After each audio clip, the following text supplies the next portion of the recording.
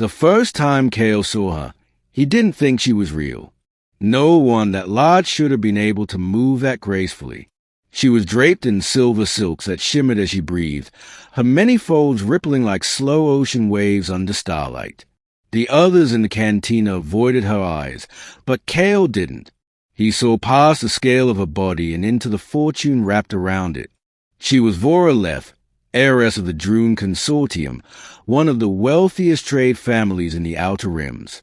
The rumor was she'd been looking for a husband ever since her last suitor fled mid-ceremony. Kale, a miner from Titan's hollow shafts, had nothing. No home, no credits, no ship. Only debts and hunger. So when Vora's assistant approached him with an offer, "The Empress requests your company for dinner," he said yes before she even finished a sentence. The dining hall aboard her cruiser Luminous Pearl was the size of a hangar. A table stretched so far Kale thought it was a runway. Vora sat at the far end, surrounded by crystal dishes, each one carrying more food than he'd eaten in a month. She gestured for him to sit. "You're smaller than I expected," she said, her voice thick but musical. "I'm efficient," he replied with a grin that masked desperation. She laughed, a deep, rolling sound that shook the utensils. "Efficient men survive. I like that." They ate in silence after that, except for the soft hum of the ship and the mechanical servants refilling her goblets.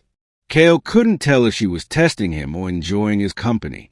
After dinner, she offered him a proposition. "Marry me," she said. "You'll never want for food or fuel again." He froze. I'm not sure what you mean." "I need a companion," she said. "My father's will demand it before I can inherit the fleet. In return, I'll give you a ship of your own. A real one, the kind that can cross galaxies." Kale's heart thudded. A ship. His dream since childhood. He didn't think. He simply nodded. "Yes." The ceremony happened the next morning. No guests. No witnesses. Just the two of them and the quiet hum of the Pearl's engines. When the contract sealed, the ship's AI announced, "Legal union confirmed. Assets transferred to Lady Voraleth." Kale smiled. He was now bound to her, but free from poverty. Or so he thought. The first week of marriage was strange. Vora never left her quarters. Meals were delivered by drones. Kale spent his days exploring the ship, its endless corridors, its glowing gardens, its massive observation deck where stars swirled like silver dust. Each night, he'd hear a voice through the walls, humming ancient Droon songs. The melodies were haunting, almost hypnotic. Then, on the 8th day, she summoned him. "Sit," she said, gesturing to the floor beside her throne-like chair. Her silks flowed around her like rivers of moonlight. Kale hesitated. "Is something wrong?" "You haven't thanked me," she said. I have. Every day." "Not properly." Her eyes narrowed, and the lights dimmed. "Kneel." He did. Her massive hand, soft and warm, touched his head. "You humans take what you're given and forget who gives it. You hunger, and when fed, you plan escape." He froze. "I'm not." "You will, soon enough." The next moment, she smiled sweetly. "I've decided we should take a trip, a honeymoon, as your kind calls it." "To where?" Her lips curved. "Home." They jumped into hyperspace that night. Kale watched the stars stretch into white lines, his pulse racing. He told himself this was good, that he was lucky, that marrying her had been the smartest thing he'd ever done. But something in the back of his mind whispered otherwise. When he tried to access the ship's navlogs, they were locked. When he asked the AI where they were headed, it replied, "Destination restricted by primary user." He wasn't the primary user anymore. On the 4th day of travel, the Pearl descended through a fog of violet clouds onto a planet Kale had never seen on any chart. Its surface shimmered like glass. Structures rose in perfect symmetry, towers shaped like spirals, glowing faintly from within. "This is Drun Prime," she said, "where my kind began." The ship landed in a courtyard paved with pale stone. The silence outside was heavy, absolute. No wind, no life. When the airlock opened, Kale followed her down the ramp. The ground felt warm underfoot, pulsing faintly, as if alive. "Where's everyone?" he asked. "They're here," she said, her voice soft.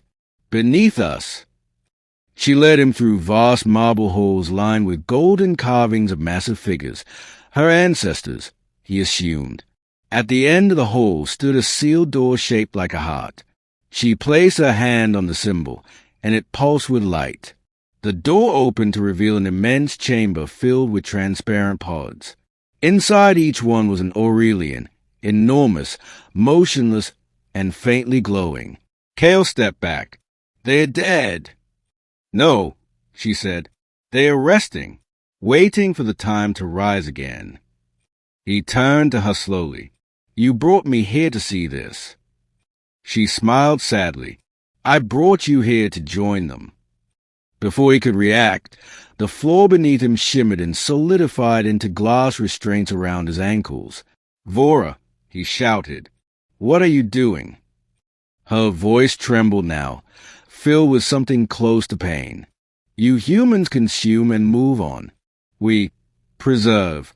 When I saw you in that filthy cantina, I saw hunger. But beneath it, I saw fear. You are already dying." "Let me go," he yelled, pulling against the glass. Her massive form loomed closer, her eyes glistening. "I can't. I promise you a ship. You will have it. Your body will sail through the cosmos long after I'm gone." The restraints tightened. Cold liquid began to rise around him, shimmering like mercury. He screamed, pounding the surface, but she only watched, her face unreadable. Then she whispered, "Sleep, my love. You'll never be poor again." The fluid climbed to his chin, cold fire spreading through his veins. The last thing he saw was a reflection bending in the silver surface, her tears falling like comets. He woke to silence. The chamber was gone, or maybe he had changed.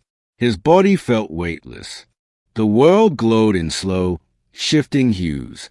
Through the glass of his pod, he saw others, hundreds of them, some human, some alien, and across from him, Vora. Her form was still immense, but dimmer now, her glow fading. She reached out a trembling hand, pressing it against her own pod's wall. "Kale," her voice echoed faintly in his mind. "Do you see it now?" He tried to move, but the fluid held him. "You were never my prisoner," she whispered. "You're part of the fleet now, each of us a vessel. Together we will sail when time ends." He felt his thoughts scattering, dissolving into the light. Images flooded his mind, stars collapsing, empires burning, eternity stretching open. Somewhere deep inside, a quiet understanding settled. She hadn't lied. He had escaped poverty. He had a ship, his own body, his consciousness stretched across endless space. But freedom had never felt so heavy. 1,000 years later, travelers passing through the Dron Nebula sometimes glimpsed the luminous pearl drifting silently among the stars. Its hull glows faintly, filled with a soft, rhythmic pulse, like a sleeping heart. Inside, 2 figures rest side by side in crystal pods. One vast and luminous, the other small, almost human. Their hands almost touch through the glass. And if you listen closely, you might hear her whisper, "I gave you the stars, Kale. All you had to do was stay."